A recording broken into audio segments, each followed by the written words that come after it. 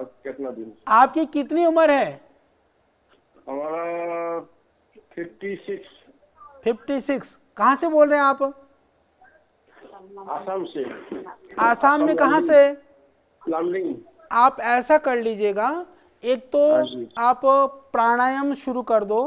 भस्त्रिका जी। प्राणायाम 5 minute, kapalbhati 15-20 minute daily. इसके अतिरिक्त आपको जो दवाई के रूप में सारीवादी वटी और शिलाजित रसायन, ये लिख लीजिएगा। हाँ, लिख रहे हैं। ये दोनों गोलियों को 2-2 गोली, 4-4 गोली सुबह शाम गर्म पानी से ले लेना। और आयुर्वेद की दृष्टि से एक बहुत सिंपल सी औषधि बता देता हूँ।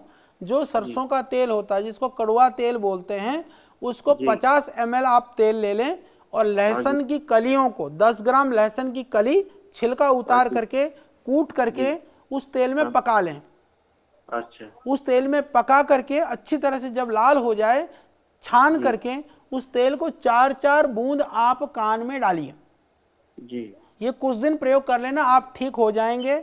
और इसी विषय में मैं एक बात और कहना चाहता हूं कि कई बार मॉडर्न सिस्टम के जो हमारे एलोपैथिक के डॉक्टर्स हैं, भाई बंधु हैं, वो कहते हैं कि तेल कान में नहीं डालना चाहिए। उनके लिए मेरा निवेदन है कि हमारे आयुर्वेद की परंपरा में कर्णपूरण की परंपरा है, तेल डालने की परंपरा है, और हमने देखा है कि उससे बहुत लाभ होता है, बहुत सारे रोगों में लाभ होता है। और उसके ऊपर भी पतंजलि बड़े लेवल पर क्लिनिकल ट्रायल कर रहा है।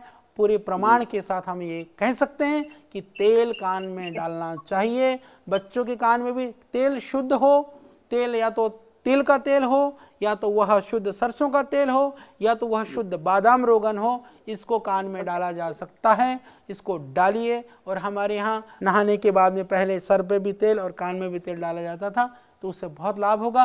तो इसका प्रयोग करिए और आप ठीक हो जाएंगे। जो मैंने बताया उसको कर लीजिए। मेरी शुभकामनाएं हैं। कान से कम सुनाई देना व कान में आवाज आना एक आयु के बाद होने वाली सामान्य समस्या है।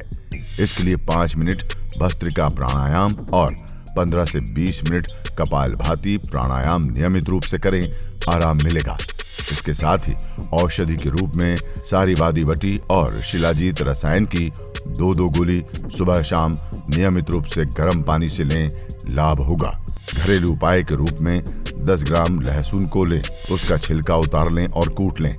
फिर उसे 50 ml सरसों के तेल में उबालें। जब लहसुन लाल हो जाए तो उसे उतार लें। ठंडा हो जाने पर उसे छान कर रख लें। उस तेल की 4-4 बूंद नियमित रूप से सुबह शाम कान में डालें, लाभ होगा। ध्यान रखें, आयुर्वेद में कर्णपूरण की परंपरा रही है, इसलिए कान में तेल डालने को लेकर किसी प्रकार का भ्रम न करें। तेल की शुद्धता का अवश्य ध्यान रखें।